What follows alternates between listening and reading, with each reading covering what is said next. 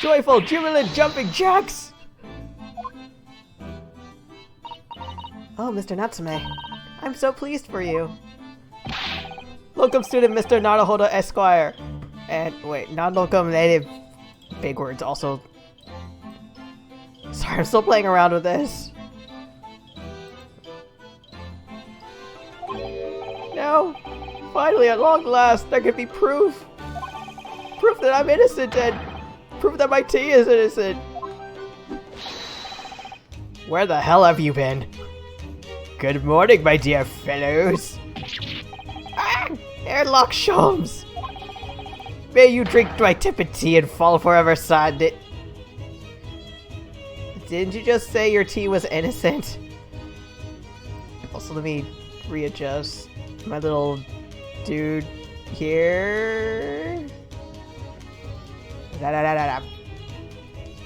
Okay, I think that should be good. How about now?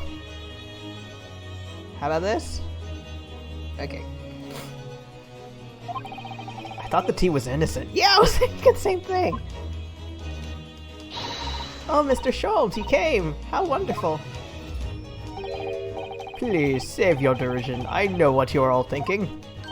Where the fuck have you been, he says! When it's very nearly when it's time for luncheon. Sorry, trying to think. British accent. The scorn is written clearly across your faces. Nobody said or thought anything of the sort. Truth is, I was determined that today would be the day. As sleep seduced me last night, I thought. Tomorrow, for once, I shall not oversleep. I'll rise early and be present in court to support my companions. Such spirited determination has a beauty all of its own, does it not? Oh, yes. And then I began to muse on the subject. Why do people oversleep? I queried. Why, time after time, do they make the same foolish blunder? Did you invent an alarm clock? And the answer came to me at once. It's so delightfully simple. People oversleep because they sleep. Are you gonna invent Death Wish coffee? Well, is that not an astute insight into the matter? Oh, yes. Upon which realization, I attempted an experiment. I didn't sleep a wink all night. And the results? By first light, I was exhausted and began to be assailed by fits of drowsiness. Shocking. And so, the conclusion of last night's experiment is this. A good night's sleep is quite simply essential. No shit. Yeah, I think most of us probably knew that already. What others presuppose, I prove by experimentation. That, my dear fellow, is a scientific method. Ah yes, and one more thing. Do you remember the— Yes. Yes, of course. It's the poison that Miss Green was about to drink at the hospital yesterday. Oh, you didn't manage to— It was a laborious task as the bottle was nearly empty, but such inconveniences do not hinder, Sholmes. I managed to confirm that it contained strychnine. So I was right.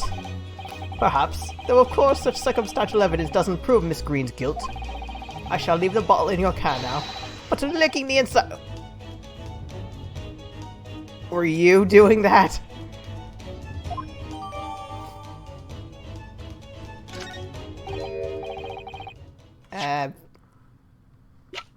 Have a word in 1 sec. I want to look at this. This is the poison we've been hearing so much about. Strychnine. There are a few remnants on the bottom of the bottle. You mustn't be tempted to try it. Of course not.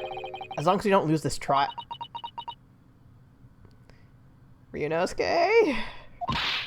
No! Even if we lose the trial. No! We mustn't lose the trial in the first place, Mr. Naruhodo. Make your mind up, Susato-san. Is there anything else I can look at? I already checked the bottom, so...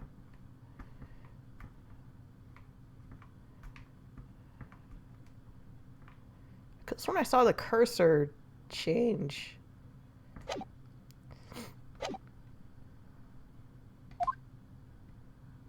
Oh! Gregson, how good of you to come. Excuse me. Hey! He actually left. Inspector, come back! Don't wish to make a nuisance of myself. From the look on your face, I'd say it's someone else who you think is making a nuisance of himself. My dear Inspector, please speak freely. Pretend that I'm not here. It's gonna be a little hard to do. Sorry, still playing around with this. Will this do? It might be a little distracting.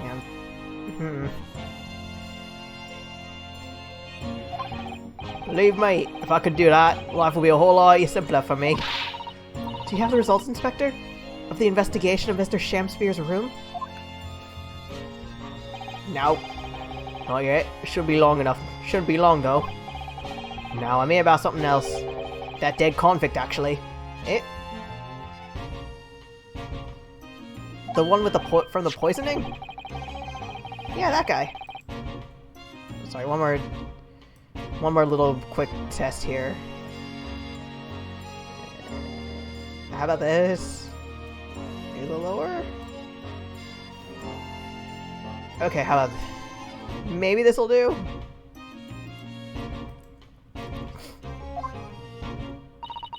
A man by the name of... Ah yes, Selden. I went through the archives of the yard and dug out the fellow's file. There's something in there that's a big file. Caught my eye. Something caught your eye? What, Inspector, what? I've copied out the relevant parts for you, so you can read it for yourselves. Thank you!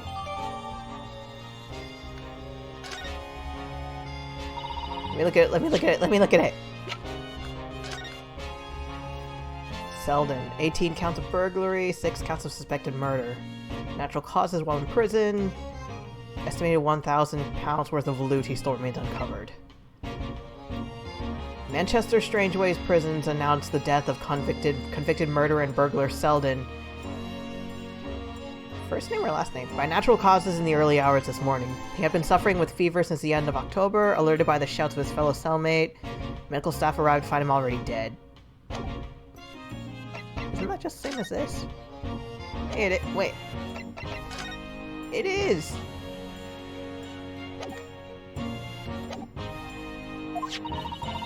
Include the details that were in the newspaper cutting we found in Mr. Shamspeare's room. I'll rearrange everything in the court record so we don't have duplicate information. Thank you! Why are you giving us a copy of this important file? Well, you're the ones who turned up the clue in the first place, aren't you? I'm just making sure things get handled in a proper fashion. Oh, Scotland Yard's workings are so wonderful. Indeed, you just said pretend you're not here. Indeed, my dear fellows, and the Inspector here has a shining diamond on its crown. Shining diamond in the rough, maybe. Look, I just don't want to be building a lawyer, that's all. Bye. Call for the defense and the defendant. Court proceedings are about to resume. Make your way to the courtroom. Well, I shall leave you then. I'll be listening with interest from the public gallery. Not nodding off at all. Certainly not. We're in the court, and all of a sudden we hear snoring. Also,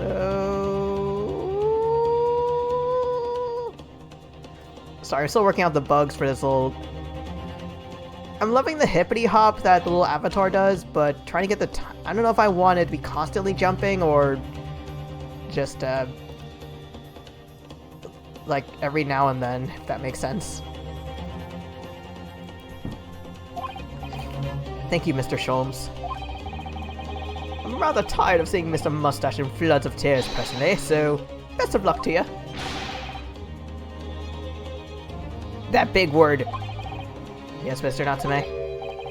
It's time, isn't it? Yep, this is it. Miss Olive Green and Mr. William Shamspeare. This is gonna be the final battle.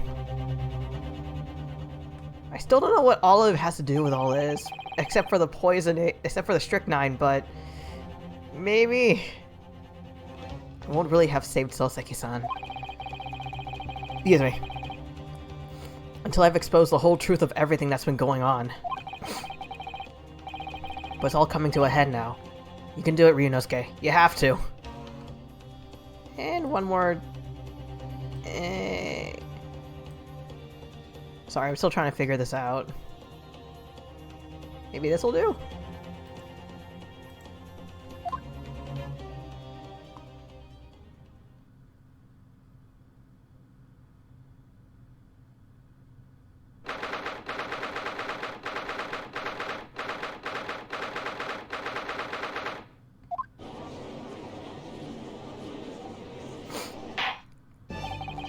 In the name of the Master, the Queen, I hereby declare this court to be in session again now. For that, let me double check and make sure everything's good. Whoops. Okay. Most startling accusation. Namely, that the victim of the case we heard here only a few days ago is the true perpetrator of this incident. A reckless, rash, and prejudiced charge of wrongdoing, in my opinion, my lord. However, the prosecution has tried to extend every courtesy to this amateur newcomer from dubious eastern shores. Thank you for that backhanded consideration. A rather cold assessment from the Honourable British Prosecutor, I must say. So, Lord Van Zeeks, is the new witness present ready to take the stand? Ready and waiting in the witness's antechamber, my lord. Very well. Bailiff, bring in the witness. Oh, she has a little painting. Not you. Witnesses, state your names and occupations for the court, please. William Share, go away. For my occupation say only. That I be a tragic victim to be pitied. Currently unemployed. Wow. I'm Olive Green. I'm a fledgling artist. Well, no. Not a fledgling, really. A hopeless failure who's too weak-spirited to admit she has no talent. Honey! No! Also currently unemployed. Van Zeeks, you're mean. What a coterie? Coterie? Mr. Shamspare. My lord, I am thy humble servant. I'm afraid that you are no longer merely the victim in this affair. The possibility has been raised that you are in fact the assailant intent on taking the life of your fellow lodger. The part you have played in this whole business will be thoroughly scrutinized, I assure you. I would for naught else, my lord. And Miss Green? Yes. I wonder what she's painting. You are aware of the reason you've been summoned to this courtroom today, I presume? Yeah, the officer did explain. Woo! Nice! He said that I poisoned this ridiculous buffoon. And?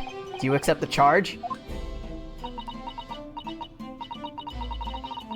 I don't know anything about any poisoning. And I don't know anything about this man. That pause! Come, milady, come, milady! Die to live. Verily, I know not thy prickly pea-pigmented personage. Very well, let us proceed with the matter at hand. That being to ascertain whether or not Miss Green has any involvement in this affair. It's all very strange. Very strange indeed. Why would you suspect me? Good question! Even I don't know. I barely ever go to the East End anyway. It so happens that I passed by that neighborhood 6 days ago, that's all. And on the night that this man was poisoned, I was still in hospital, fighting for my life. Yes, having been unfortunately caught up in the incident on the street outside the Garadeb household. An incident that rendered you unconscious for some 3 days.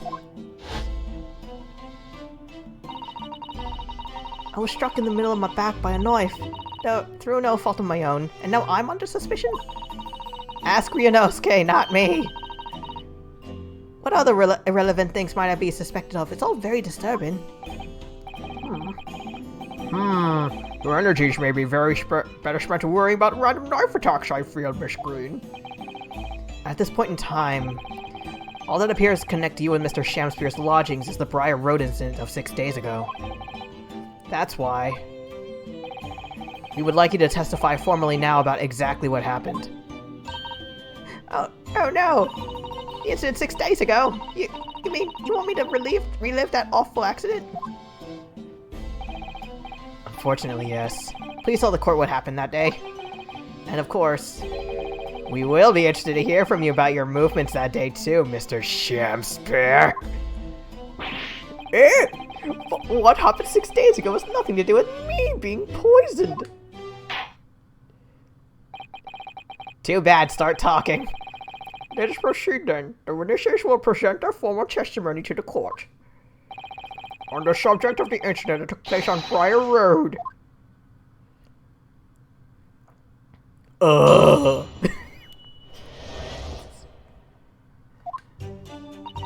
It was 6 days ago at about 5 p.m. I was walking along in the snow when I was suddenly stabbed in the back. Coincidentally, don't paint your face. It happened to be just outside the house where the men in this case have their lodgings. I was at the tavern on the eve of which thou speak, where I have bespoke my supper. It was the first time I'd been in the area. I had a little matter to attend to, that's all. Anyway, I was admitted straight to the hospital, so I knew nothing about all this business. I want to see her use her painting for various animations.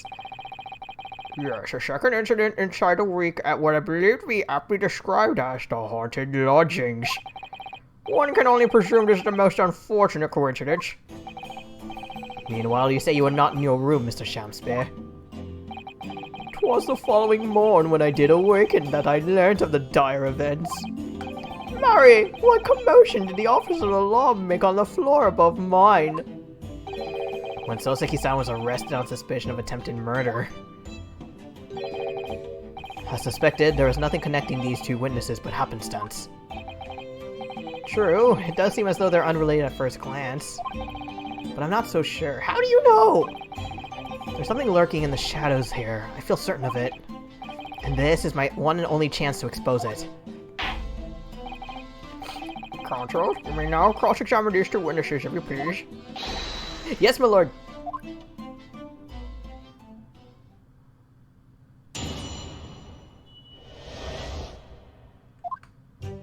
Here goes.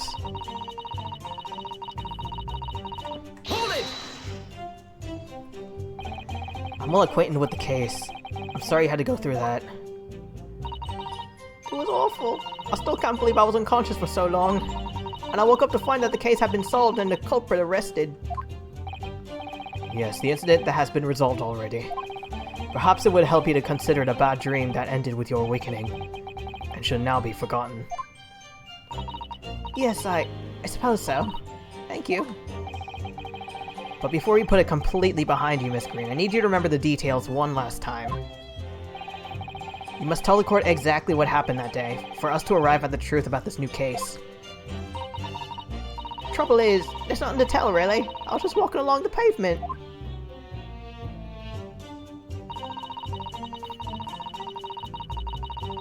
Hold it! What were you doing there that day, though? What do you mean? The art school you attend, what's it called? Art place. Thorndike Academy of Fine Arts. According to Mr. Sholmes, that's just in the vicinity of Brixton Road, which is some 10 stops away from the scene on the Underground. Underground?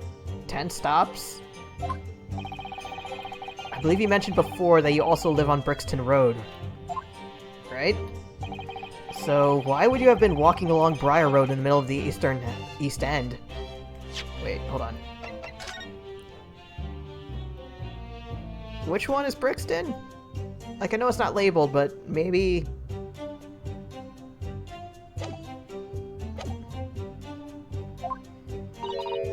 Well, So Sorry, just noticed she's using like a very specific kind of brush. Like little pointed tip. And you're shaking! It's because, well, yes, of course. I thought it might make a nice picture. The witness is a student of art. City-dwelling artists can't all paint grand urban vistas. That's right. I better like the crumbling look of that part of town. Are you a landscape painter? Perhaps quaint would have been a little less grating. The point is she's definitely hiding something. Do I have anything?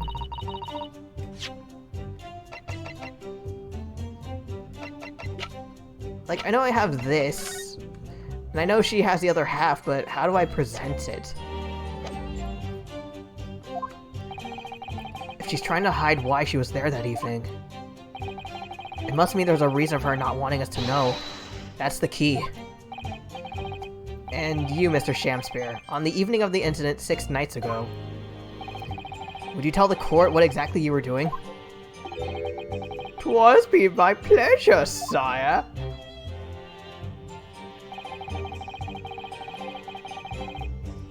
Whoops. Hold it! A tavern. Was it Moe's Tavern? 'Twas the Slug and Salad where I did tarry. 'Tis a jewel in the East End. And a little unexpected, I feel. Hey Virgil, hope you're doing well tonight. How are you doing? Yeah, you're alive. What do you mean, Lord Van Zeeks? The Slug and Salad offers unusually fine dining. For the locality, at least. Not an establishment you'd expect to be patronized by a man with not even a crumb of bread in his room. Unless you're selling your costumes for food, because look at those gemstones. It's true. The menu lists premium crusts of bread and glasses of water. In different levels of cloudiness? Isn't water supposed to be clear? I would have expected Grub's Grubbery in the local vicinity to be more appropriate for your means. Watery soup and mushy peas. Or rather, soupy water and pea-like mush. You've been there before, haven't you? All equally appetizing. Glad to hear you're doing well. Sorry. I just wanted to try some water, no different pub for once. What's wrong with that? How different can water really be? Or perhaps there's a more plausible explanation. A specific reason why he had to go to that particular establishment. Agreed. The fact that on the day of all days, he dined at a place he wouldn't normally. It does stand out. Maybe he had birthday money? So Mr. Shamspear's own actions on the day on the day of the incident 6 days ago were slightly suspicious. I wonder if we have some evidence that can explain those actions. Wait, shit! Not what I meant! I didn't know it was a decision. I thought it was just gonna be like, click through the options and then go away. Dan question, is it not the case that you visit the Slug and Salad, a place you don't normally patronize? For a very particular reason?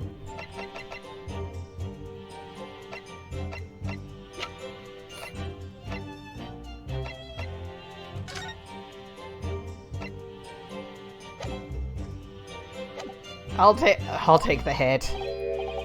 I don't know what you're talking about. Pray, if thou hast some purpose, speakst. I don't. This is an accident. Very well, I'll present the court with evidence. Evidence leads why you had to be at the Slug and Salad that day. Namely...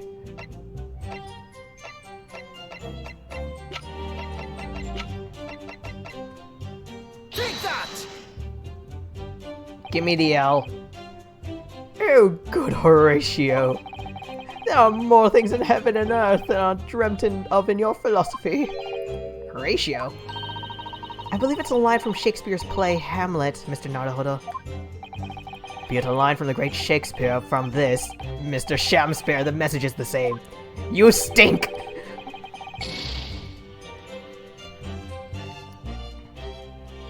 My learned nail polish friend is wide of the mark.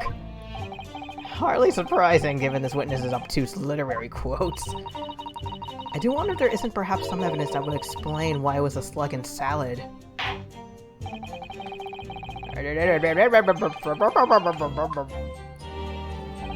Gladly I would thy bidding do, Horatio. My name's Ryunosuke.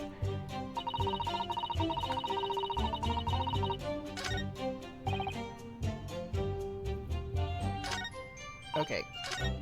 Did that. Hold it! Sorry. What little matter, Miss Green? Please elaborate. Well, it's nothing really. It's not worth mentioning. You remember you mentioned it to us yesterday at the hospital. Ow, my nose.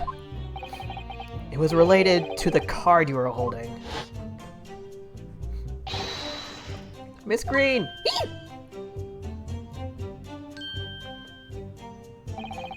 What was that? She just hit something behind her back.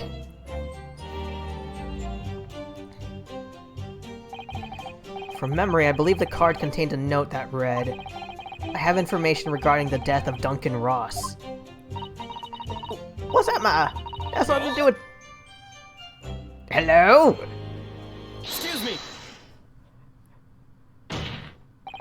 Mr. Shamspeare, do you have something to share with the court? Hello? To be or not to be? That is the question. You are not Hamlet.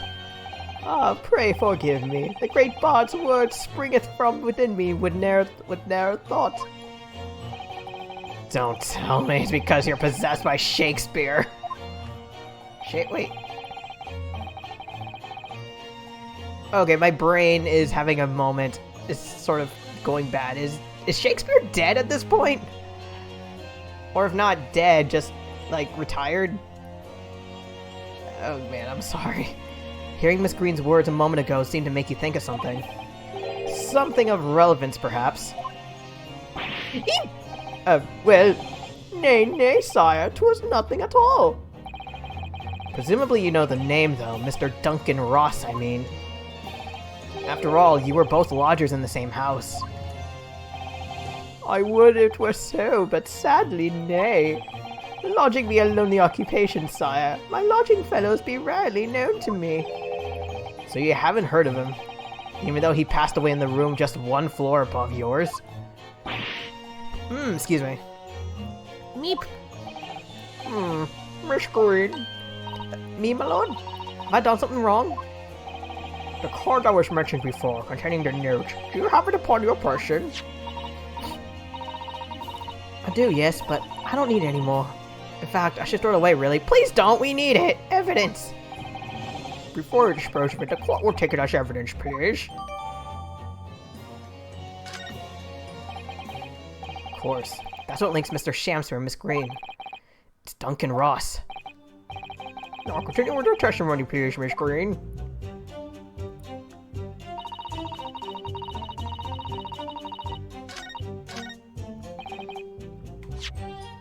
I'm not presenting, I just need to look at something. Do you remember where we found this torn off piece of envelope? Yes, of course, it was Mr. Shamspeare's room. For some reason, something's starting to bother me. The way it's been ripped, I feel sure I've seen the same pattern somewhere else. I wonder if it could be... I wonder if it could be this you're thinking of. The envelope in which Mrs. Green's... I almost saw Mrs. Green's card name, and I was thinking, that doesn't make sense. The envelope in which Miss Green's card came. Yep, that's it. Put them together now, let's see. Yay! They go together perfectly. This torn off end of the envelope clearly belongs with this card. Yay!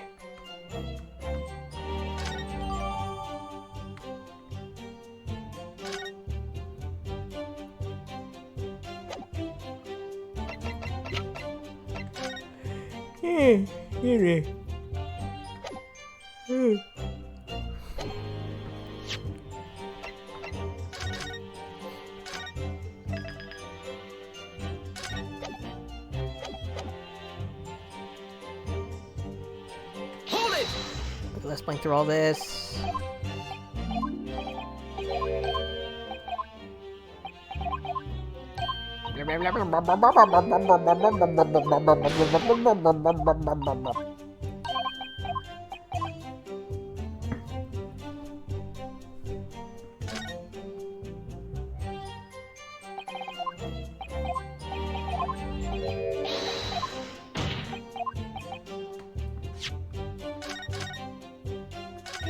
Save this.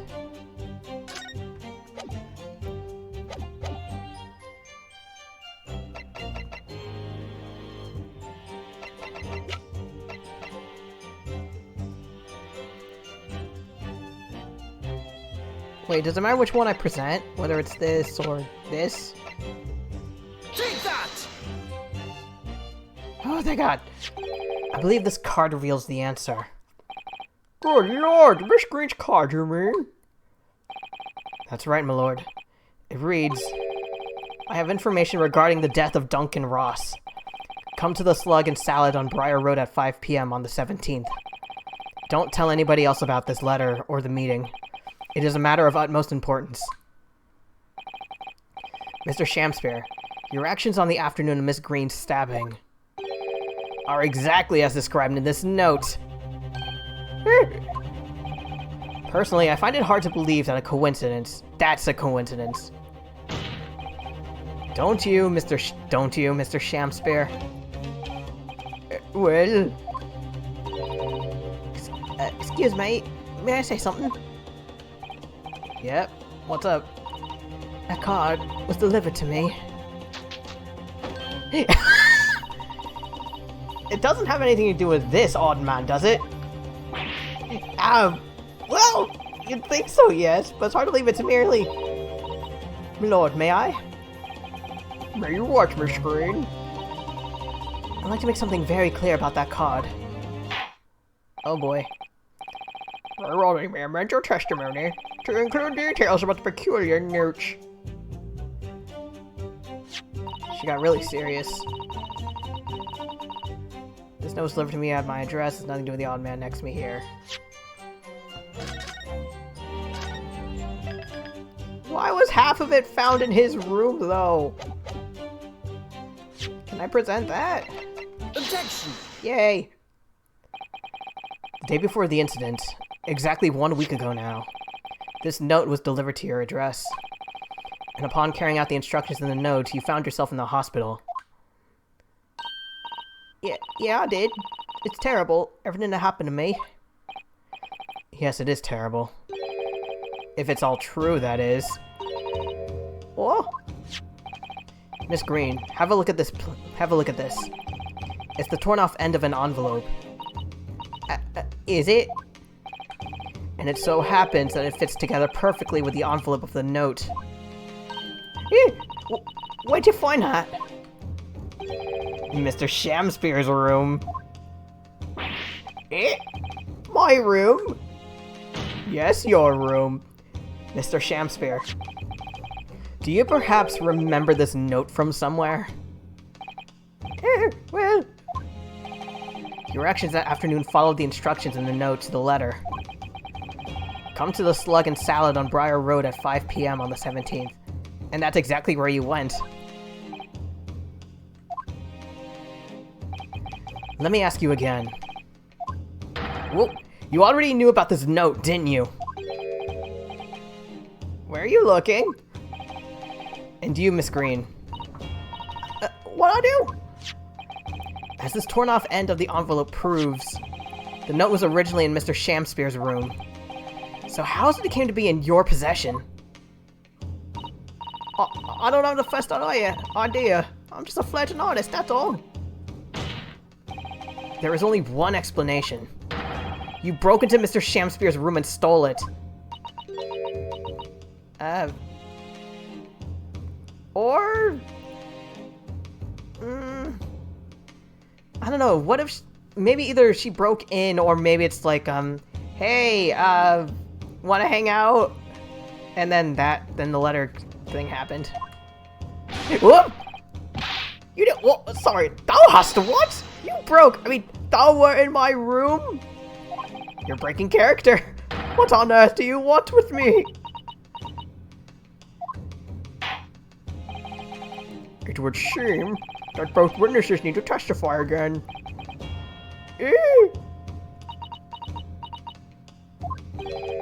Miss Green. Yes? Whilst you have the court's sympathy, I'm sure, for the suffering you have endured in recent events, anyone found to be giving false testimony in a court of law will be duly punished. There's a little something called perjury. Bear that in mind.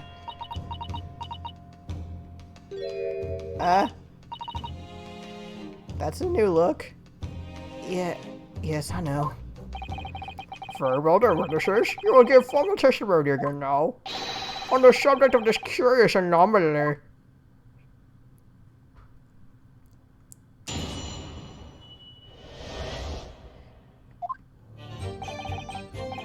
I do remember now. 'Twas a week ago, peradventure, that note was delivered unto me.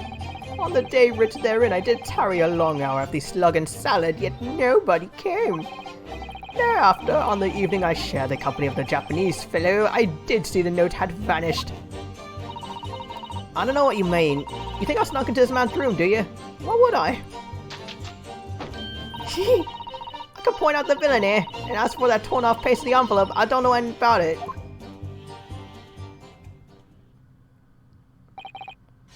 You now claim to have received this letter, do you, Mr. Shakespeare? Yea, faith it so, my lord. And I would swear to have set it upon the table in my humble lodgings.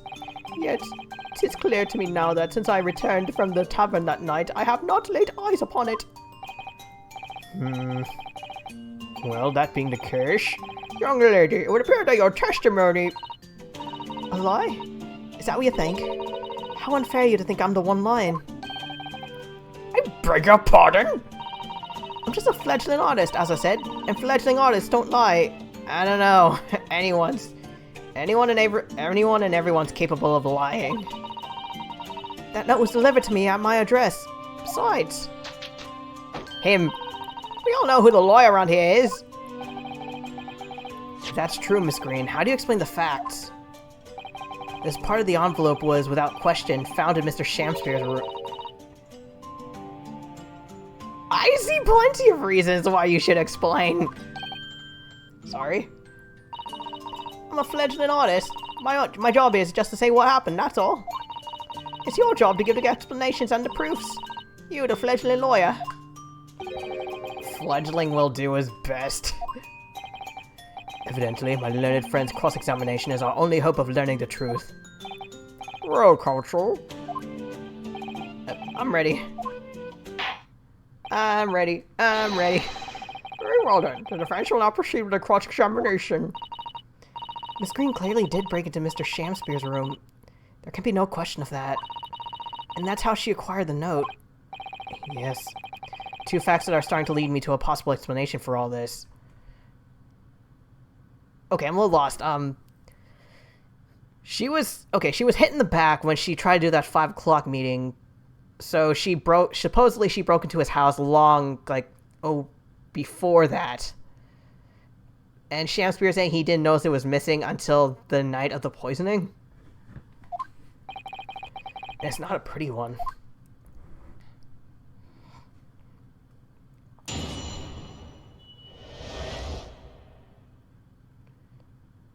Wait a minute. Okay. Dumb idea. Because this takes place in ye olden times, is it possible strychnine was used as an ingredient in paint? Hold it! And can you shed any light on the contents of the note? Nay, sire, 'tis as strange to me as a foreign tongue. Even with a knowledge of literature as great as mine own, verily 'tis impenetrable. But Mr. Duncan Ross had lodgings in the same household as you. In fact, he was your neighbor, so surely you knew him, didn't you? Alack, if the choice be twixt I knew him and I knew him not, then 'tis with foreboding I be forced to declare we were by some small measure acquainted. Despite your claims, though, you followed the note's instructions and went to the slug and salad. Presumably that was nothing to do with your knowledge of literature. Marry, naught will have the better of me, sire, save for the lure of curiosity. So 'tis true, I was compelled by mine own eager heart to betake myself to the tavern. Yet in the end, my curiosity was not satiated.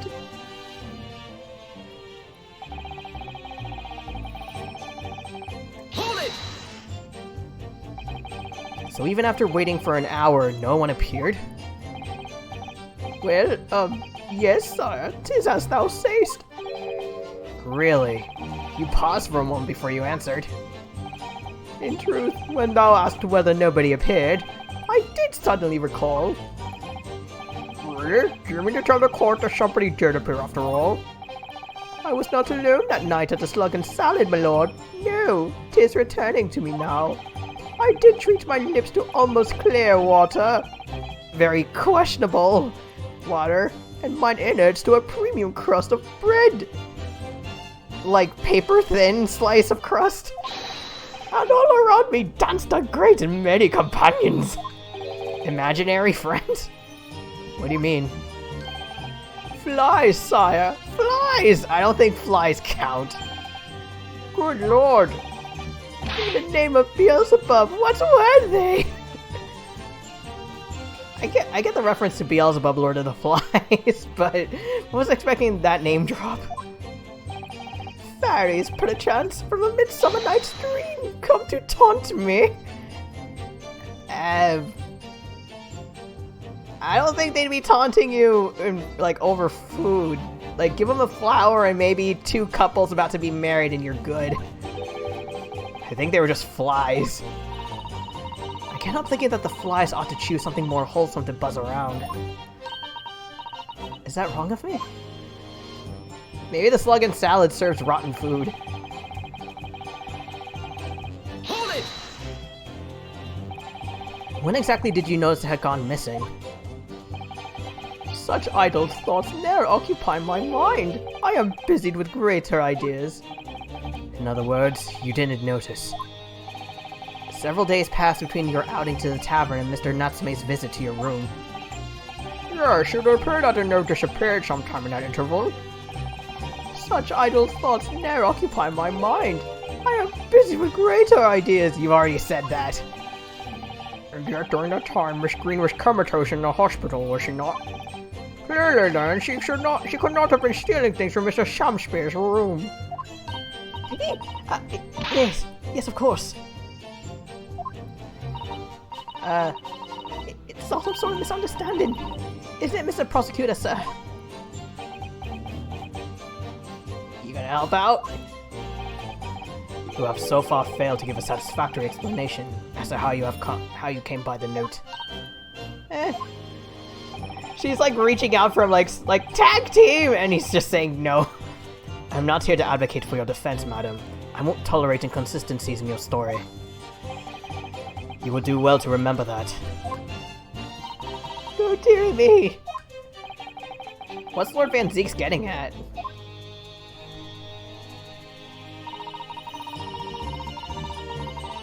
Hold it! It seems this note was actually delivered to Mr. Shamspeare about 1 week ago. Wait, does it say his address on it? Oh, it's blank. Wait, wrong thing! Screen and the torn out family font tip together perfectly. There's no question that they're from the same letter. That means something doesn't quite add up here.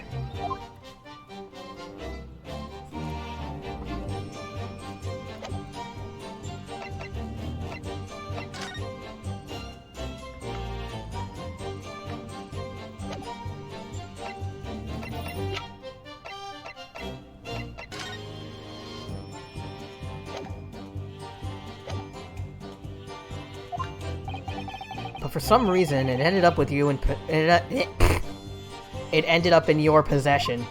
I can't think of any way that could have happened except for you breaking in. Objection! But for what reason would the witness have done that? YouTube pranks?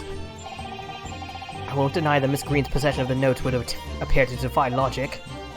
However, until and unless her involvement in this case can be proven in some other way, any further pursuit of this note is meaningless. Ms. Green could only have come to be in possession of the note by stealing it. And yet, there's no obvious reason why she would have done such a thing. What if there was some other reason she broke into his lodgings, though? Like... Wait...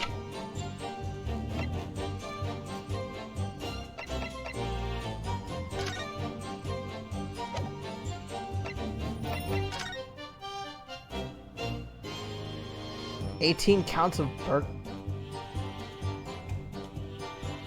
Is it gonna be revealed that she's Selden?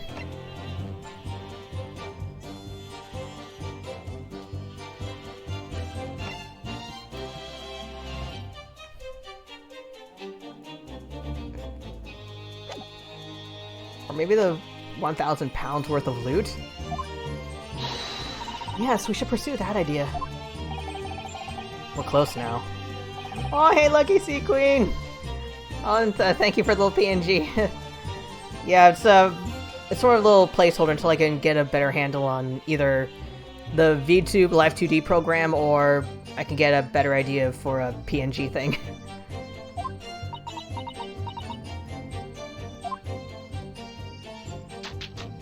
Him.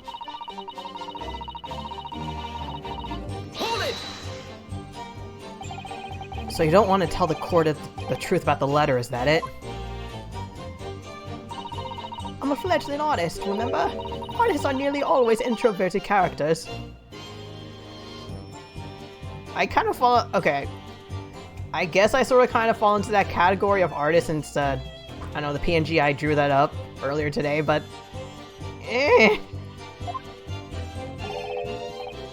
Oh, thanks again, Lucky Sea Queen. Introverted? Fie! This fledgling doth readily cast aspersions about my nature.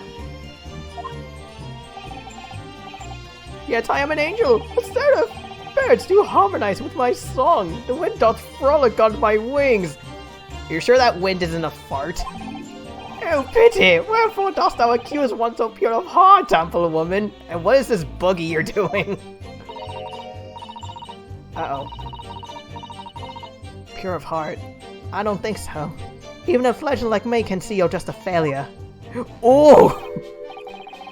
Tragedy! Thou shalt not know the true heart of an artist until thine instruction hereafter by death. Oh, the days, oh, the years. Alas, to enlighten thou must wait.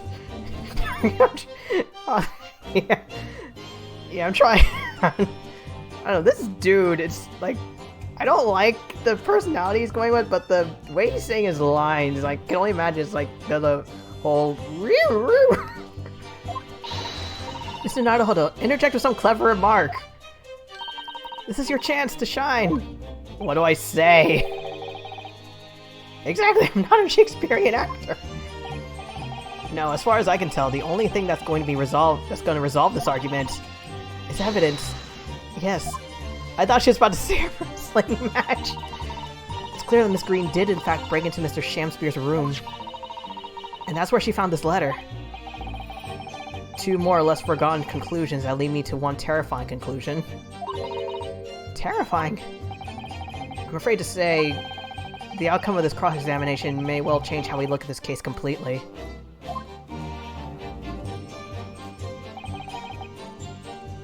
Today's trial, Hell in a Cell!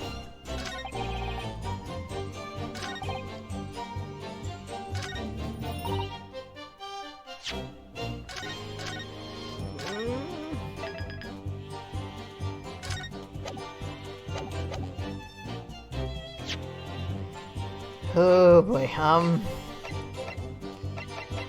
I have one wait. Maybe? Okay, either the photo or the loot.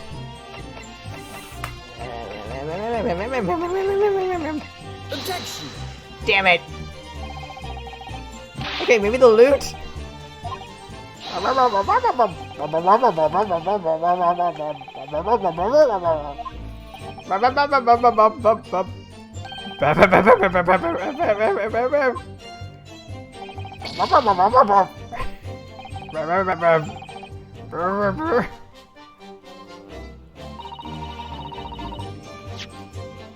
Okay, this? Objection! Okay, wait, no! Damn it! Okay, I don't like my odds when I'm only down to 2, so let's reload this and see. Wait.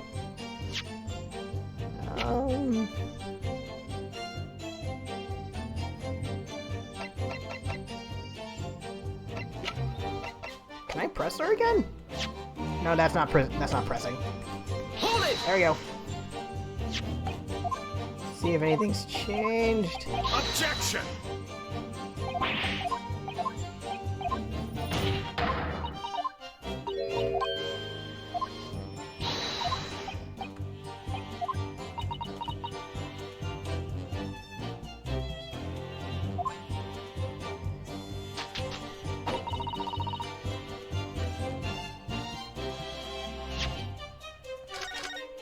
Maybe I presented on the wrong statements. Wait. Hold it! Wait, wrong button!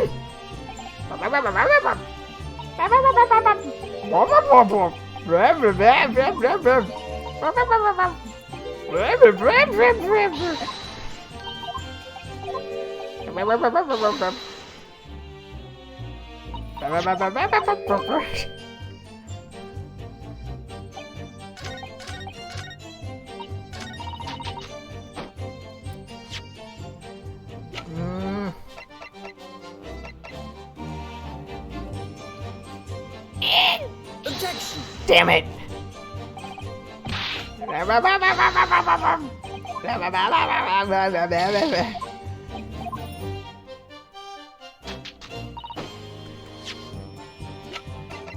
Objection! Why?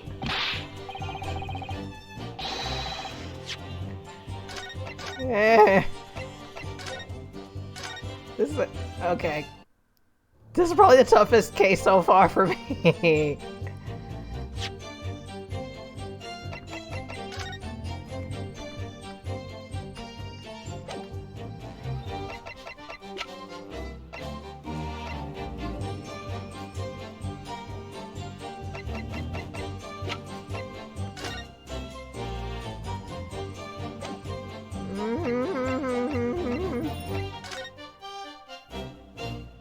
Why do I still have this?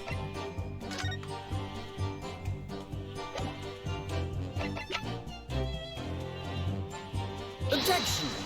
Why? Oh wait, this is different. Last name is contradicting number.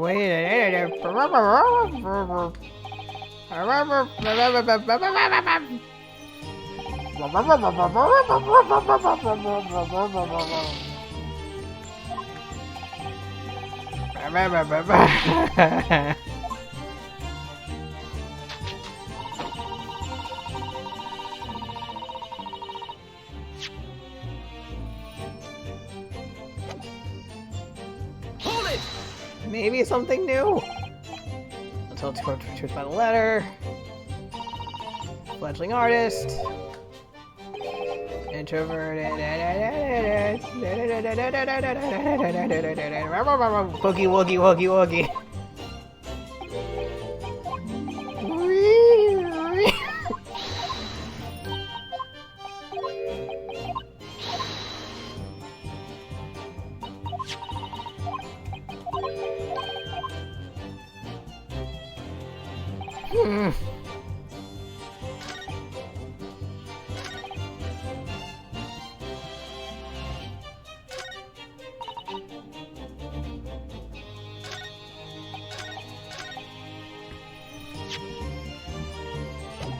Go back.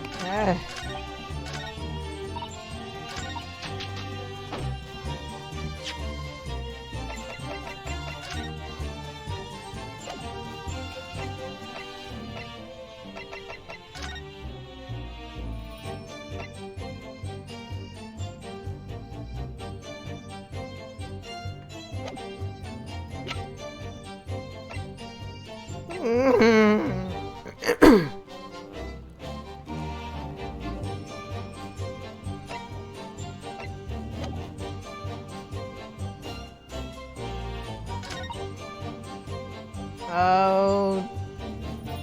Oh no. I don't think this is it. Objection! What? Yesterday at the hospital we saw you with this bottle. Are you saying, like... Okay. The poisoning happened during her hospitalization and before she was let out and she had that bottle in her hand. Unless she had a time-traveling device, how could that be linked? Until the contents spilt during the course of our meeting, a small quantity remained. Ah. According to the defense's independent analysis, Mr. Sholmes' chemistry said, the liquid that was still in the bottle was identified as strychnine. Dio. Or Caesar. The very poison that afflicted Mr. Shamspeare. Miss Green, you broke into this man's lodgings for one reason and one reason alone. To cover the end of the pipe that feeds the gas lamp in Mr. Shamspeare's room with poison. Okay, why? And how? Like, this, assuming this happened before the stabbing incident, aka long before she had that bottle, unless she's secretly a doctor and has bottles of strychnine handy. Even Shamspeare is shocked. Conderspear? You broke into my home, too! It may seem incredible to the court. It seems incredible to me! But from the remaining clues, there's only one logical conclusion that we can reach. The person who attempted to take Mr. Shamspeare's life with poison was you! Oh dear, oh dear, oh, Mary! Oh. Oh no, you're painting!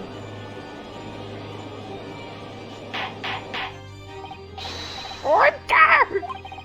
Counsel, are you seriously suggesting this woman put poison on the end of the gas pipe? I'm just as confused as you, Your Honor.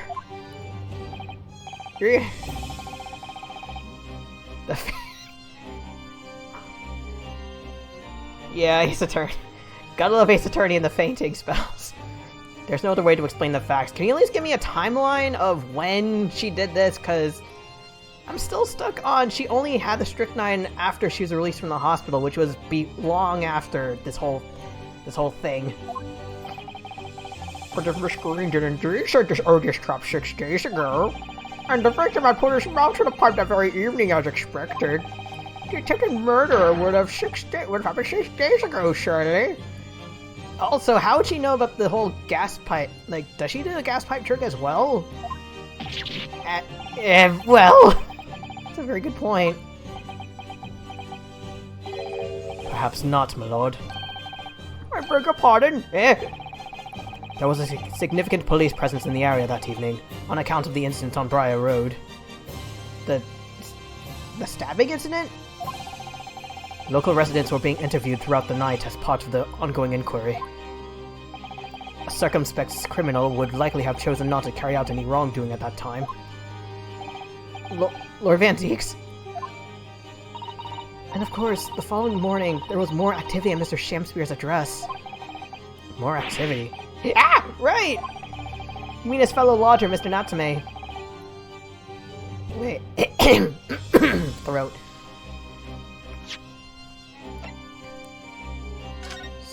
So six days ago, they're saying. Hold on. Let's just say 21st, and this was 17th. Okay, I forgot what day it is in the game, but I need. Can someone please? Rinosuke or someone else, like, just explain everything chronologically, word for word for me. That's right, and as the defense has already proposed, Mr. Shamspeare was meddling with the gas in the pipe for a very sinister reason himself. To cause the gas stove in Mr. Natsume's room to go out, thereby asphyxiating the occupant. There's so many murder plans going on here! But once Mr. Natsume had been arrested, his room was under constant surveillance. In the circumstances, Mr. Shamspear had no reason to blow air into the gas pipe. His intended victim being in a prison cell. With the need to tamper with the gas removed, the poison on the pipe lay dormant. And then, 3 days ago, the situation changed again. Oh, right! Mr. Natsume's trial, which took place here at the Old Bailey, came to an end. The trial in which the man stood accused of stabbing Miss Green in the back, but was duly acquitted. Yeah, because the whole stabbing turned out to be like, oops, I dropped my knife out a window! That resulted in Mr. Natsume returning to his lodgings for the first time in 2 days. And that very night, his gas stove mysteriously went out, and Mr. Shamspear was mysteriously poisoned.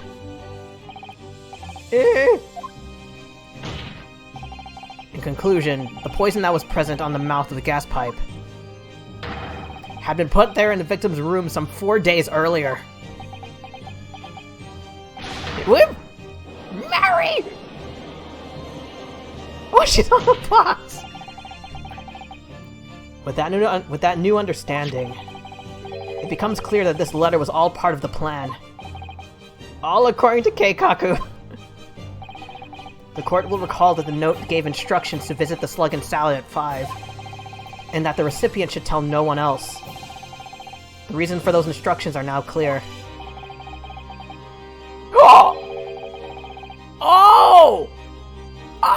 Okay! That makes a little more sense now. So, it would be like she sent him the letter, like, okay, quick, be distracted while I sneak into your house. Also, that key around her neck, is that like a master key? I'm sure the lodger would not be at home at the stated time. To make sure I wasn't home? Exactly.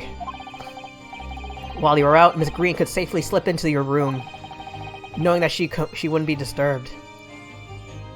Wait, so when she was hit in the back by the falling knife, was that before or after? Was that after the poisoning? Like after she put the trap there? You mean to say that letter was written by Miss Green? Yep. And in order to cover her tracks, she took it away with her when she left. And then she submitted it as evidence just after she smeared poison over the mouth of the gas pipe. What 4D chess is she playing? What do you have to say for yourself, witness? Which witness? Ma'am? Just who are you? Why did you try to kill me? Miss Green's motive should be obvious. It's all tied up with someone whose name we've heard several times already during the course of this trial. Duncan Ross? So, that's what's behind all this. You will share your apparent understanding with the court, please, counsel. Which person is behind this woman's motive for the attack? My assistant! I mean, it has to be Duncan, right? Take that! Duncan Ross? That's right. Before the defendant, Mr. Natsume, took up residence in the lodgings at Mr. Garadeb's, somebody else was renting the room. Mr. Duncan Ross. I knew I'd heard the name somewhere else. It was all over the papers a month ago, when the man died in strange circumstances at the haunted lodgings. That does ring a vague. Oh, of course, yes, I remember now. The young man they claim was strangled by the convict's curse or something. Sadly, my lord, it wasn't a curse or of any kind, nor was it an accident. The man died as a result of Mr. Shamspear blowing into the gas pipe. Oh! Dang, she...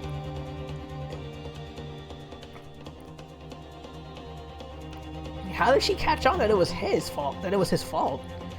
It caused a gas leak into the room. It was murder, plain and simple. Oh! Ma'am, you're scaring me. Well, what do you know? The world is so unfair. Curses, curious deaths. That's all people care about. If it's an interesting story, they want to know. It doesn't cross their minds that real people are involved. And once they're bored, just 1 month later, once the story's lost its appeal, everyone's forgotten him. You mean you? Duncan was... Mr. Ross was Miss Green's fiancé. Fiancé? You may not have known until now who Miss Green really is, Mr. Shamspear. But she's known exactly who you are all along. Because you're her sworn enemy. The murderer who took the life of the man she was to marry. Marry!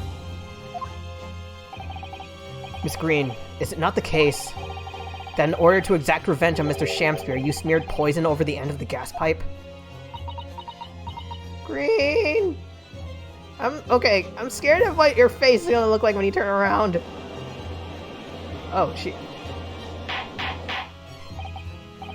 I thought she was looking evil, but from that little rear view camera, she looks sad. She just looks sad. This is all quite extraordinary. Am I correct in my understanding that you now accuse both parties? These are different counts of murder?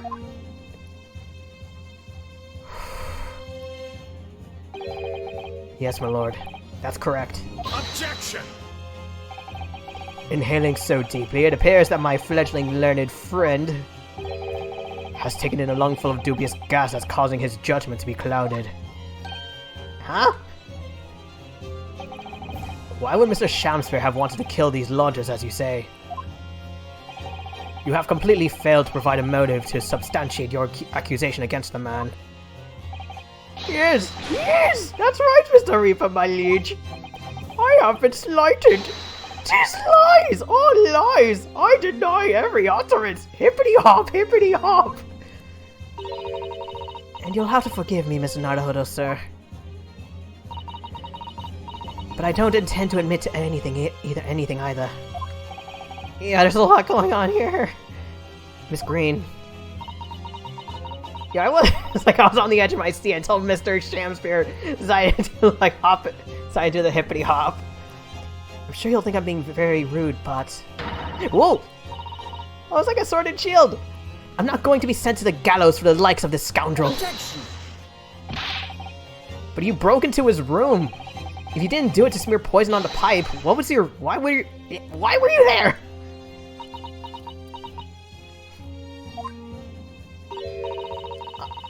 I thought I'd have a look around, that's all.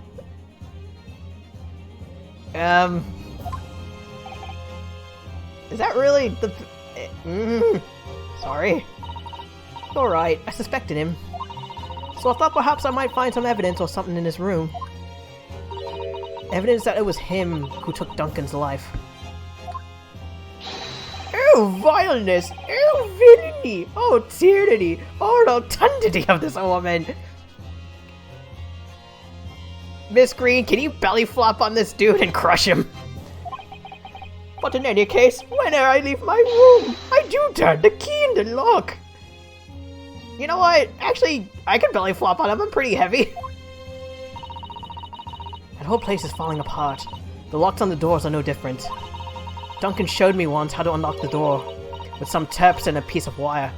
Terp? My first thought was a turnip, but that probably isn't it. Keep hopping, Mr. Shamspear. I'm looking something up.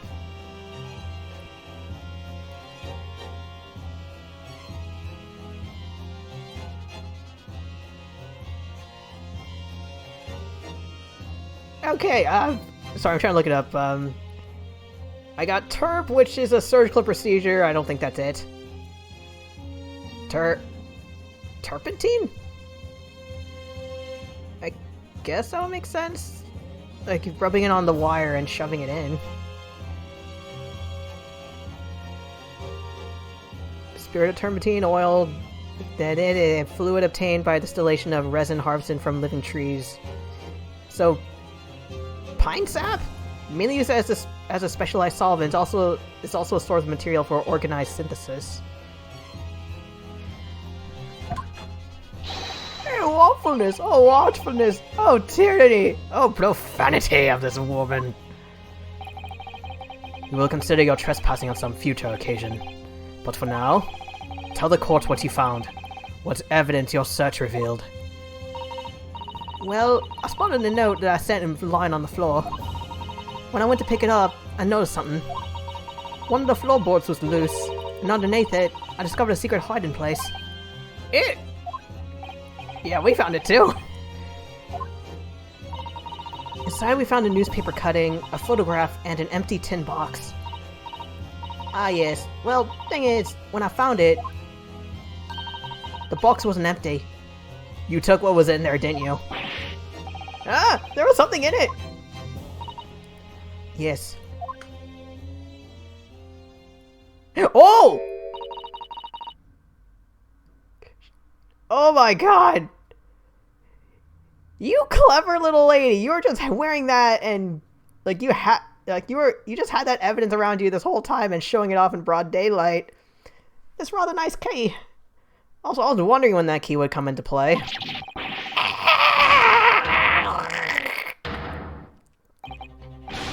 What are you doing with that? What the? Every ounce of color has drained from his face. Give it here! Give it to me now! It's mine! I inherited it! What was that, witness? What did you say? You inherited it? No, What's all this about? He inherited that key? It was obviously important to you, since you'd gone to such lengths to hide it. So I took it. You didn't even recognize it was on her neck. I don't know what it's for, but you took something precious from me, so I took something precious from you. You take my husband, I take your key. So what if it means you can't open something now? I don't care. Give it back this minute! Give it to me! Calm yourself, witness. So Mr. Shamspear has tried, and in one case succeeded, to take the life of 2 lodgers now. His motive for doing so is the key, no pun intended, to everything that's happened. It's true that there appears to be no motive to support the accusation, at first. But considering everything we know now, I think there's actually something that could explain it. Is it the treasure? Yep. I need to recall every piece of evidence at our disposal. Everything we've seen and heard. Because I'm sure that I just caught a glimpse of the link that runs through all these events. In that case, counsel, I must demand that you present evidence to the court in support of your claim. What's he like? I mean, it has to be the treasure, right? Like maybe he wanted to kill whoever's in that room so he could move in and find a clue for where this thing is.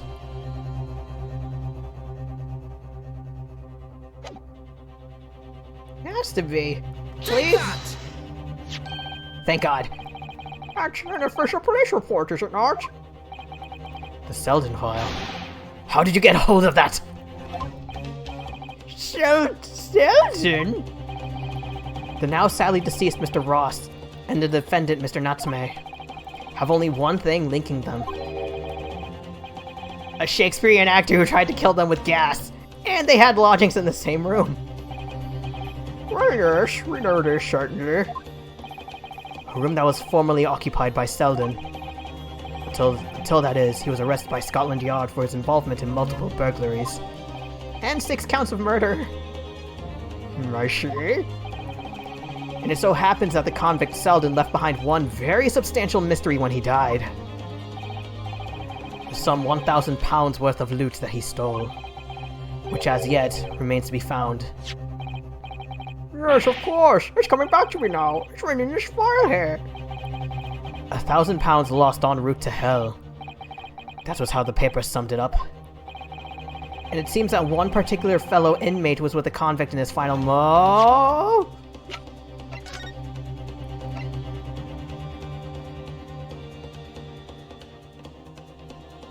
fellow cellmate. Wait, like Shamspeare's dad or parents or Shamspeare himself?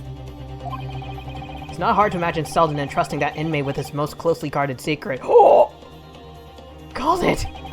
The location of the stolen loot, and perhaps a key to unlock whatever container the valuables were in.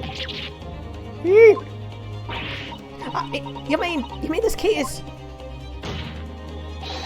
You take my husband, I take your money. Mr. Shamspear, it was you, wasn't it? You were at the capital offender's side when he died, were you not? He was in prison? It's a false charge, I tell you, a false charge. The name of the inmate who was with Selden at his death isn't noted in this file. But a simple telegram to the prison where he died would quickly tell us how false the charge really is. I was wondering about that. Like, yeah, the name wasn't mentioned, so... Like, how do we figure it out?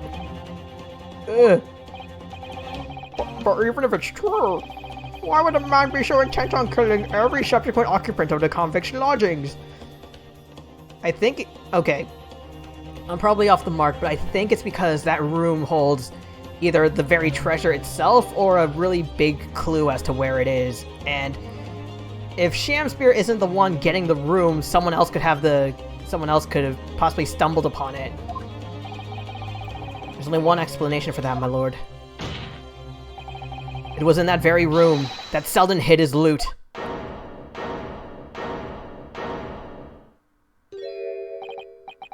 So it all comes out. You knew? Yep. And having established that, all of Mr. Shamspear's subsequent actions start to make perfect sense. When he was let out of prison following Selden's death. Why was he in prison, though? Why was he in prison? I don't remember them mentioning this. Like, all I got was that he's just some, like, a sham trying to get into Shakespeare plays. He made immediately for Mr. Garadeb's lodgings in the hope of renting Selden's old room. However, the retired army man was unable to offer him the accommodation of his choice. Excuse me. Because Selden's old room had already been let to someone else, Mr. Duncan Ross. Which is why Mr. Shamspear subsequently devised his gas-based plot to kill the occupant of the room. Sorry. Like, death trap initiated! And when he was successful, he presumably intended to inquire about switching to the newly vacant room. And then Natsume kicked in. However, a certain jittery someone had beaten him to it. Mr. Shosheki Natsume, the defendant of this case, no less. So you decided to use the ploy with the gas again, didn't you, Mr. Shamspear? This time to oust Mr. Natsume. All for one simple and avaricious reason. To get your hands on the 1,000 pounds of loot left behind by the dead convict. You...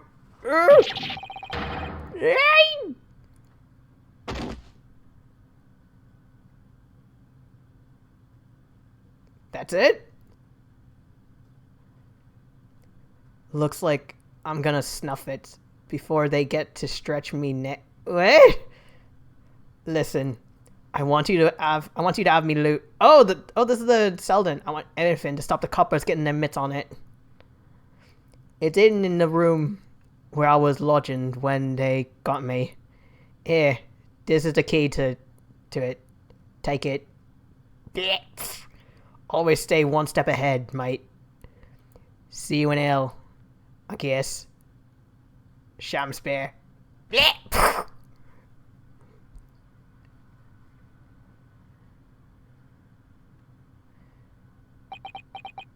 What if he...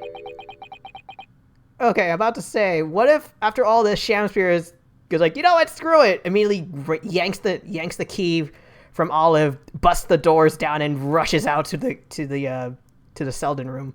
It's mine. What? It's mine. That loot is mine.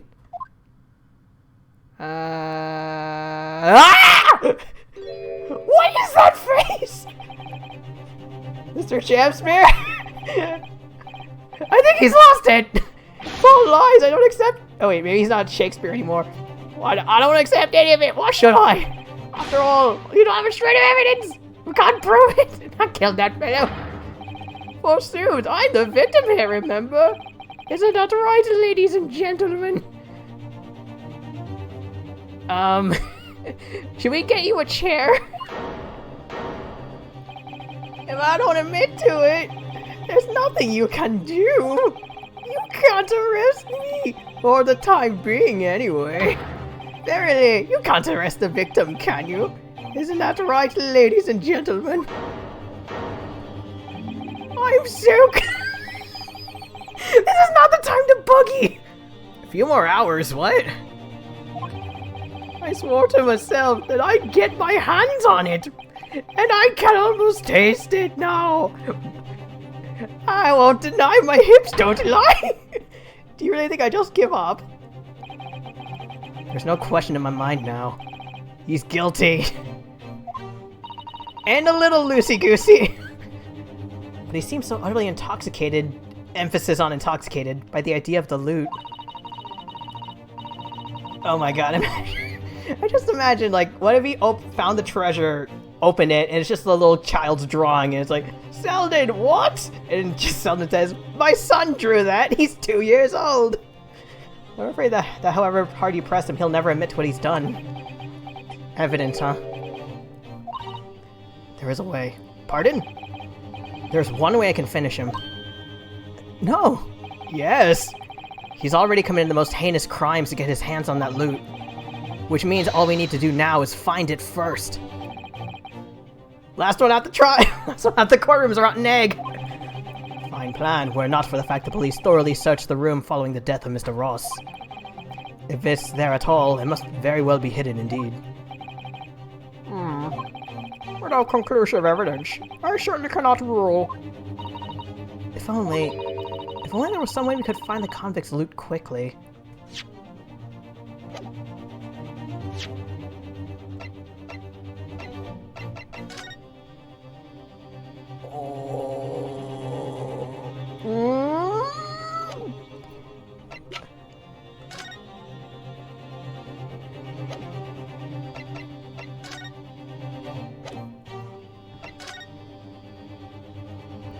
Do I have a map of the room?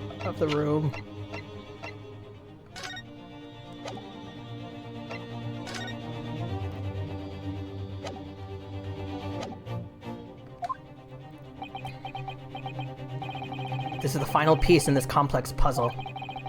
But I think we might have it in our possession already. We do? Is it this?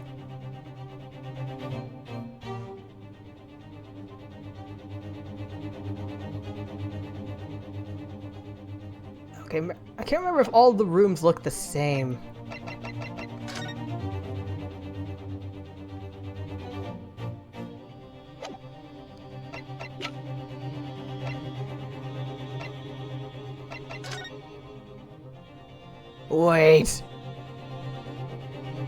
Wait, hold on, never mind.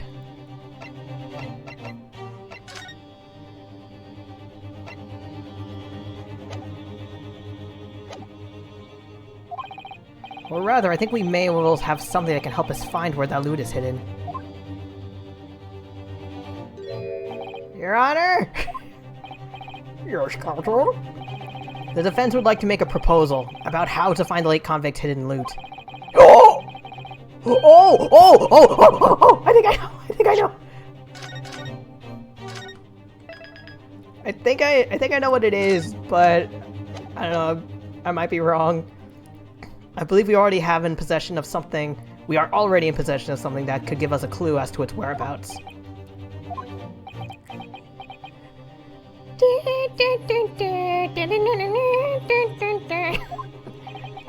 It's our last chance, so it has to be worth a gamble. Besides, we've used the same technique once already, and it's definitely paid off. Very well then, counsel. Let the court hear your idea. What do you propose we can use in order to locate the hiding place of deceased convict's haul?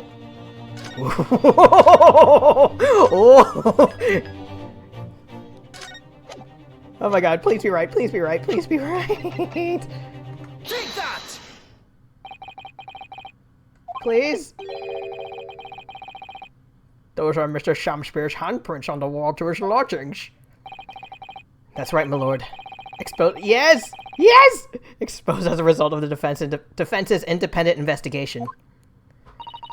Based on a wonderful new discovery in the field of forensic science by the great detective, Mr. Sholmes. that's a new face. A great detective? Is that some kind of joke?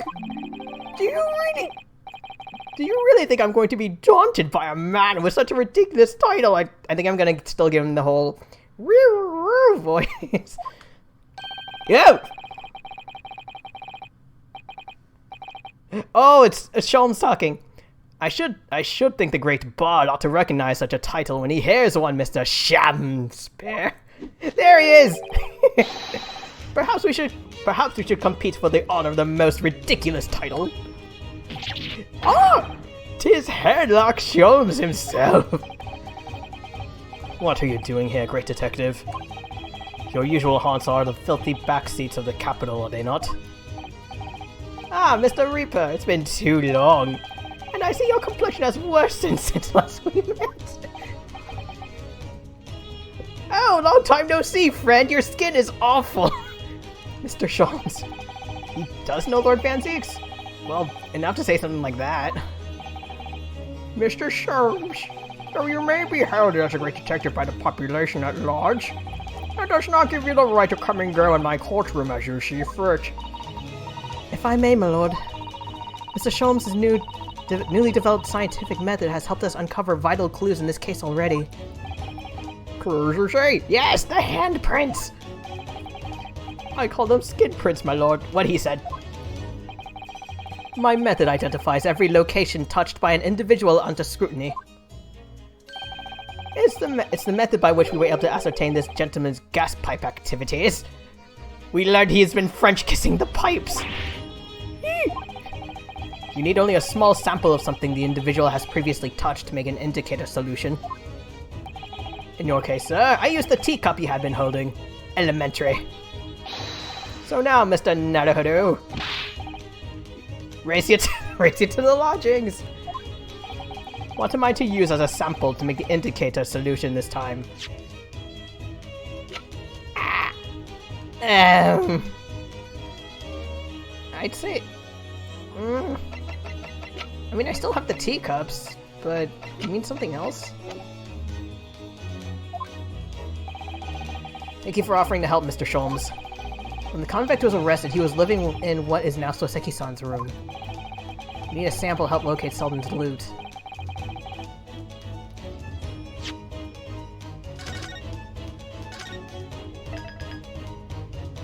Oh, we're looking for something Selden touched, okay.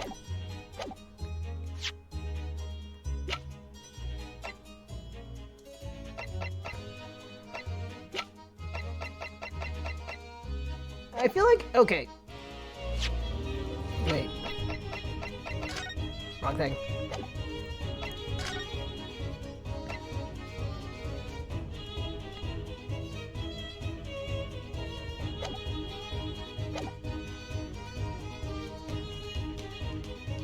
I have a feeling it maybe... okay, I don't think I have evidence of it. I could... maybe a person, but...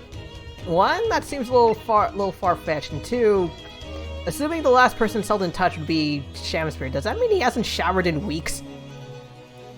Then again, he is dirt poor. And as far as I know, the lodgings don't have bathrooms.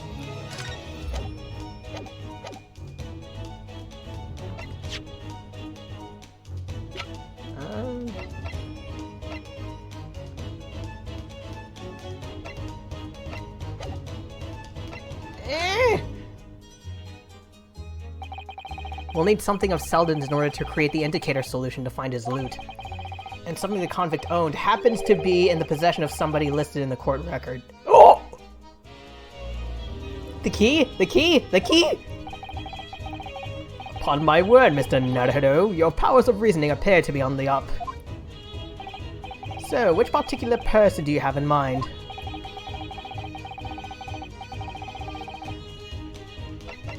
It has to be. Yeah, she's wearing it around her neck. Miss Green. Me? What do you want from me? Can we borrow that key?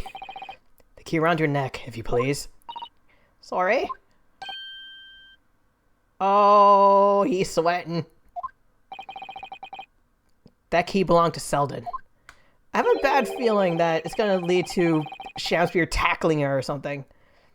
There will be remnants of secretions from the man's skin on the surface.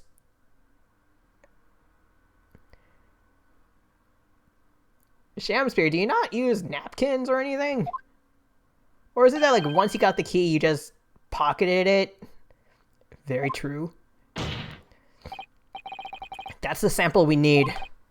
Using it, we can create the indicator solution required for Mr. Sholmes' skin print seeker. Blam! And find out exactly what Selden touched in the room that he used to rent. Mr. Shamspear, as one great to another, I assure you. If the late convict Hall is hidden somewhere in his former lodgings, I shall uncover it in no more than 30 minutes. So, Mr. Shamspear, the truth is well within our grasp now, and as such, you will never get your hands on Selden's stolen wealth.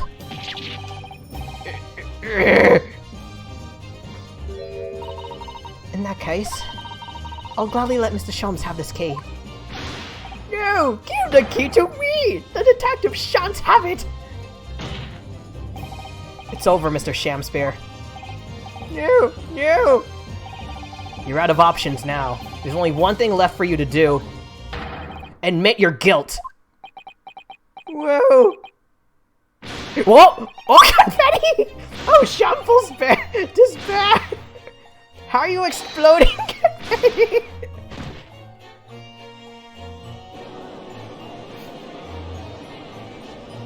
Is he like a piñata? We bash him and candy falls out?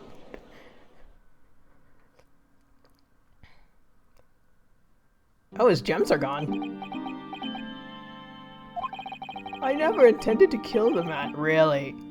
I just wanted to drive him out of the room, that's all. So you'd have time to find the convict haul of stolen goods? Yet after you killed the young man, you still didn't move into the room. I asked the landlord, of course. I pleaded with him, but he refused. Why? Because Natsume took over. I was 3 months behind. Oh, that's why. Well, one of the reasons. I was 3 months behind with the rent, for one thing. Mr. Gyaradev really has a lot to put up with. And he had the gas repair work done immediately afterwards, putting the room out of action for a while. And then, this Japanese man swooped in at just the right moment to sign the new lease. Poor Mr. Natsume. What unfortunate timing. Then, 5 days ago, after the incident on Briar Road when the Japanese fellow got himself arrested, I thought I'd finally have my chance, but it wasn't to be. No, the scene was sealed off and guarded by the police night and day. And if I remember rightly, Mr. Sholmes spent the whole day in there reading books. And there was a cat in there too.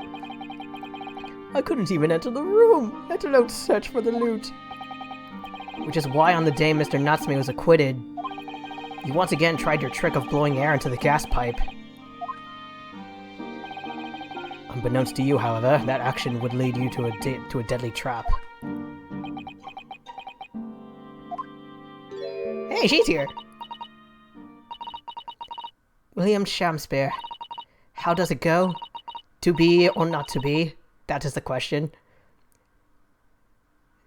You want to reenact that scene from Hamlet? You be the skull, I be Hamlet? From Shakespeare's Hamlet, Act 3, Scene 1. Well, let me tell you, in your case, it's not to be. That is the answer. You deserve to die for what you've done. Damn, she's cold and very straight to the point.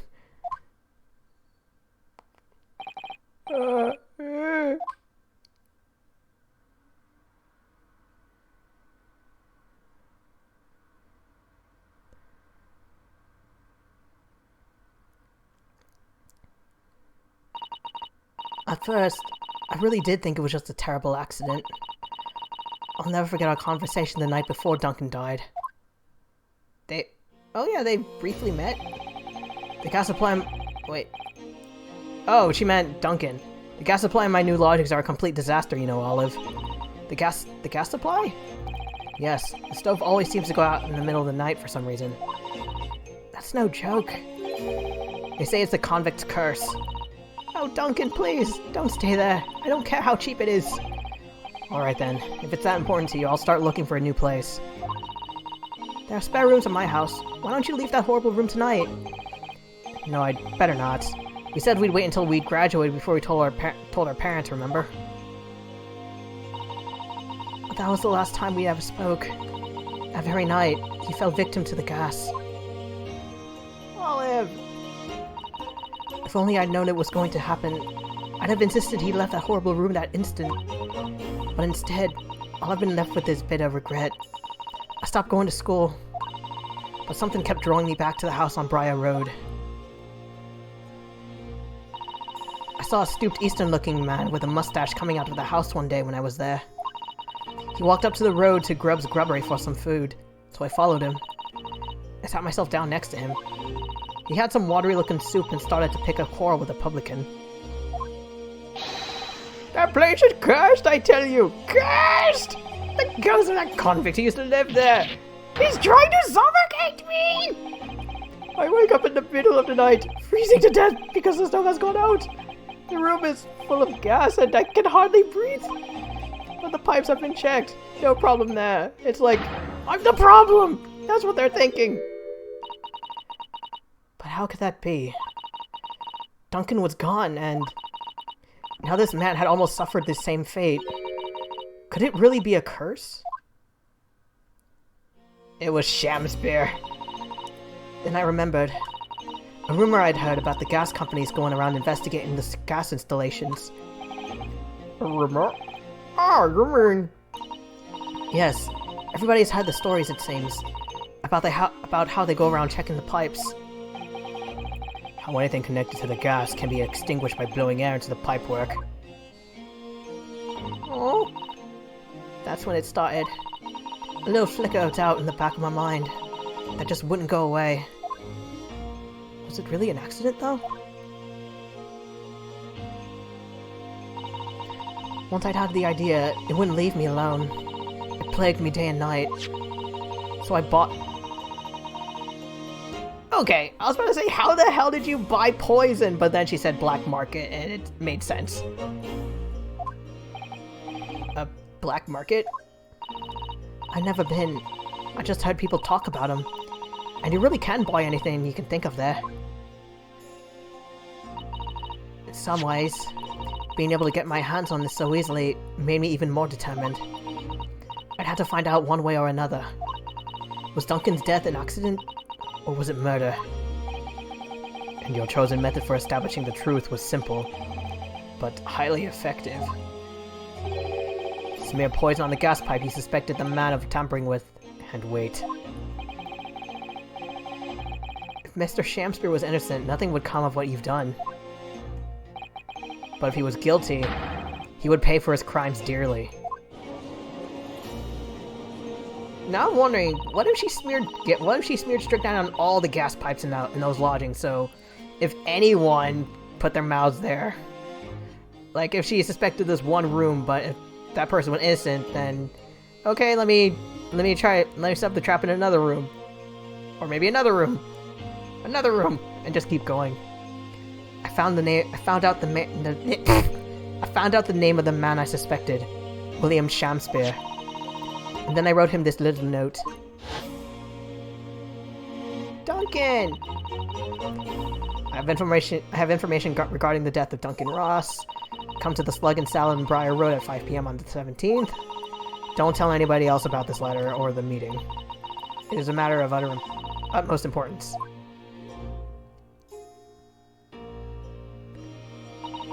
If he'd done it, I knew that would worry him enough so he'd be sure to go.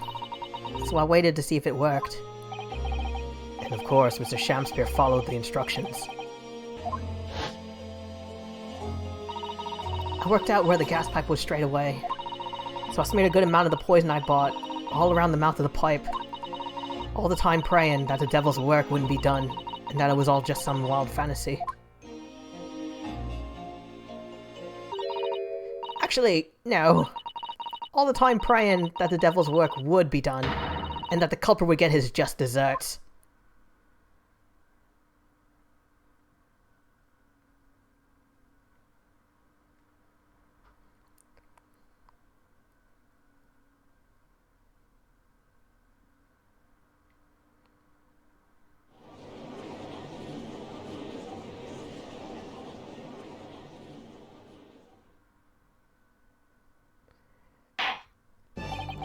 "3 days ago, when you were first stood in the dock before me, this whole affair seemed relatively straightforward." Yes, my lord. I certainly never imagined the depths of depravity that we should subsequently find lurking beneath the scenes. It has been a long road. My...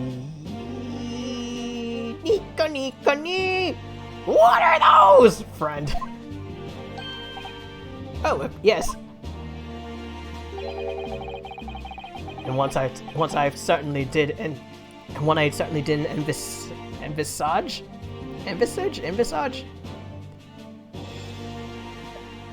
didn't see envelope walking with you. Nevertheless, together we have reached the light at the end of the tunnel, as it were. Miss Green, Yes, my lord.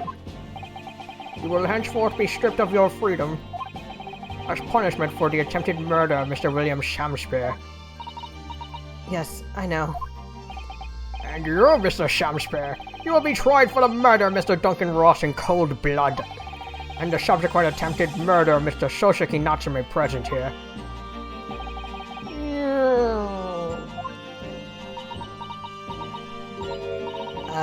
Mr. Naruhodo. Yeah? Yesterday at the hospital, when you and your friends stopped me from... Oh, right. From ending your life by drinking what was left in the poison? I was myself. I can't even really remember what was going on through my mind. To be or not to be, I suppose. That's a question that's so hard to answer, it seems. Well, personally, I'm glad of your being here, Miss Green. And I'd like to believe that it's a blessing Mr. Shamsker didn't die when he ingested the poison. For your sake, at the very least.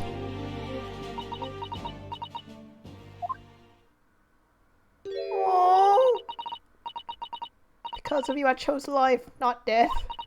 And now you've made the truth come out, at last. Oh. Really, I can't thank you enough. Oh, Miss Green.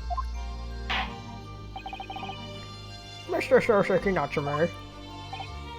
Yes, my lord. The court declares that you are exonerated from all blame in this matter. Accordingly, I will call upon the ladies and gentlemen of the jury to present a verdict of not guilty. We are in full agreement, my lord. In your case, I hereby declare the defendant... Yay!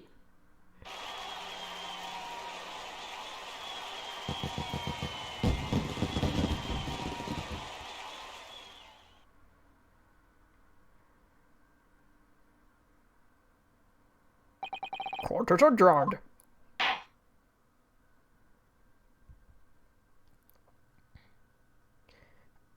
Oh crap, I forgot this whole case was a flashback. How this all ties in with, the present, like the future thing going on. Oh, yes, yes, at last. Divine justice duly done.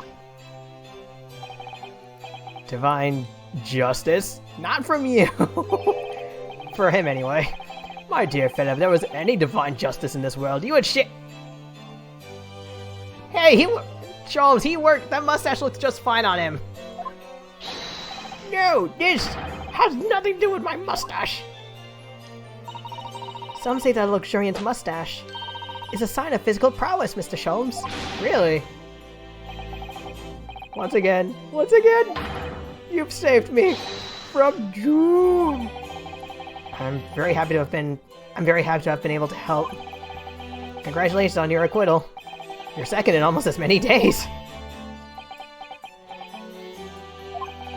I was first acquainted with and gained affection for English literature whilst in our great homeland empire. Now I want to go home! And then by a twist of fate, I was brought to the land that bore the fruits of that literature. Only, the city of bricks and mortar became my prison. Try as I might, I never found my feet here. In the end, I confined myself to my room and lived life through friendly old books. You've had such a difficult time, haven't you? Yep. Ah, but a week ago, I dragged you out to that Sholmes, you did that because you wrongly accused him. You did. I've seen more of life in this week than in all my years to date. And for the first time, I feel like I've begun to see the true face of the English that's so far been hiding from me behind the wall of fog. My dear fellow, there's nothing special about the true face of the English, as you put it. Wheresoever one goes in the world, humans are humans. There are few genuine differences. Yes, I think you're right. I'm finally starting to see that, and I've come to understand something. You suck as a detective! I've worked out why I was attracted to English literature in the first place. It made me see that whatever our nationality, we humans all have the same hopes and fears. We're all just doing our best to live. Well said. I've come to feel the same way. I've made a decision too. I'm going to cut short my study tour here and return to Japan! Huh? Just when we become friends here in England. What a terrible shame. Oh, I know. It does tug at my heartstrings, it really does. But I've decided I'd like to take everything I've learnt here in Britain and write something of my own. Novel of sorts, I suppose? Oh my, so you'll be creating your own literature? How wonderful. Oh yeah, Soseki Natsume is actually based on a real person. And he has a cat named Wagahai, which is based on one of his works. I'm not sure if it was a novel, but it's one of the things he wrote. Oh, well, no, I mean, I wouldn't presume to call it literature. Why not? When that's precisely the definition, Mr. Mustache. I suppose you're right, yes. It will, in a way, be literature. But as of now, all I know is that I'd like to try my hand at writing. I have no delusions of grandeur. I, for one, would love to read your work. Well, all things considered, it may be for the best. After all, you have once again emerged victorious from a battle with the Reaper. Oh, right. And there is no salvation for a person in the dock when the Reaper is the prosecutor. Don't! We're making him uncomfortable! The desire to return post-haste to the perceived safety of your homeland is one I quite understand. We're making it worse! My goodness, yes. Faced with such a terrifying prospect. Shut up! Nobody would consider that cowardly, I'm quite sure. But that's not why I'm leaving! I mean it! Ah! Oh, that's him. And that was the case that we found ourselves embroiled in 6 months ago now. Soseki-san did indeed return to Japan, and submitted a report about both cases to the government. It was on reading that report that Professor Mikotoba was prompted to visit the scholar. And barely any time later, Susato-san was given the news that she must return to Japan as well, on the back of a telegram stating falsely that her father had fallen gravely ill. The only possible explanation that comes to mind is what happened after the trial, on the following day. Was it all a result from that case? The day that we uncovered the loot— Oh! Hidden by the now-deceased convict in his former lodgings.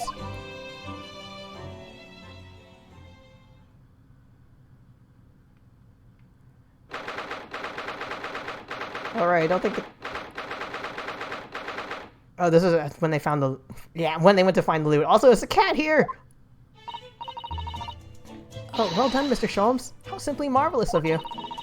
To uncover the secret hiding place in just one day. Wasn't it supposed to take 30 minutes? I fell asleep. Anyway, as I believe I told you, my dear fellows, skin prints are extremely useful in such situations. Wouldn't you agree, Gregson?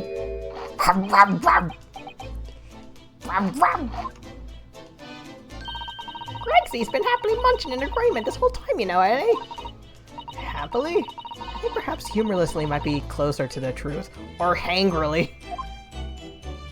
Like angry. So it transpires the man fashioned a hiding place in the ceiling. What's in it? What exactly is the loot? Let us look then, if you're ready. Let's examine the late burglar's hall. What the? What is that?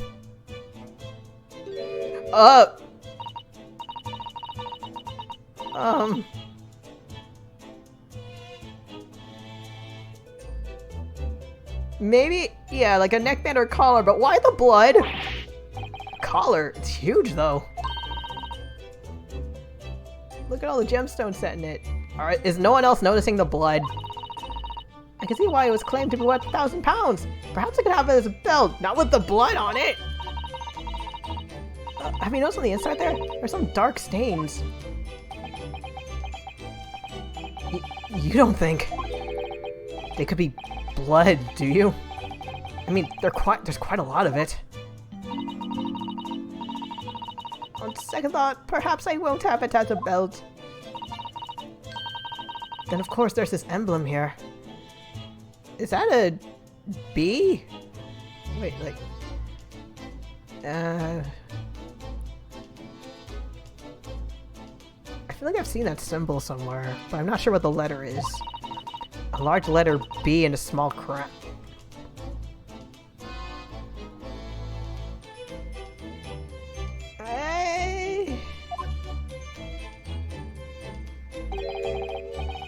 What does it signify, do you think? Oh, I didn't notice that.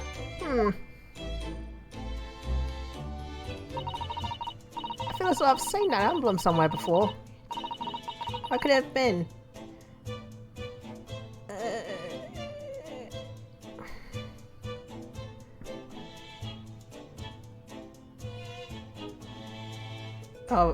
My first thought was the Lord, like the Lord Chief Justice, but I can't remember if his name started with a B, and I can't pull up the court record. That's enough of that. That's enough of that, I think. Huh? What's the matter with Mr. Sholmes? All the color just drained from his face. Well, Inspector, I believe you ought to be taking this, oughtn't you? It could be valuable evidence, after all. It must be kept safely under lock and key. Yes. Get your grubby hands off that, you lot, and hand it over!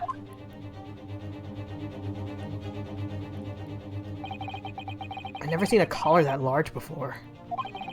And all those jewels certainly look to be extremely valuable. But that's not what stood out the most to me. At least, not once I noticed it. Those dark marks on the inside of the collar. Those stains.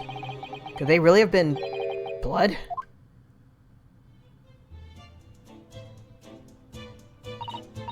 Well, that was a funny case, wasn't it? But it's all buttoned up now. You look very pleased, Iris. I am, because I was starting to wonder what I could use as the base of this month's story in the magazine. But this case will be perfect. It's been so fascinating. You're talking about the latest installment of The Adventures of Sherlock Holmes? The mystery of the knife in the mist, and the mustached man and the convict's curse, perhaps. I could make it a two-part story. Oh, I can't wait. A word, please. Oh yeah, was it like, hey, Iris, maybe don't say a word of this to anyone. I'm guessing it's because of that collar. Yeah, what is it, Early? I'm sorry, but you can't write about this case. It's out of the question.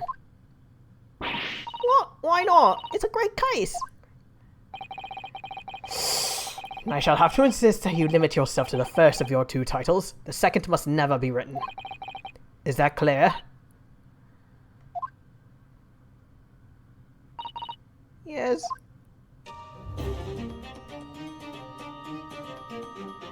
And so it was that the second of Souseki-san's cases became buried in obscurity.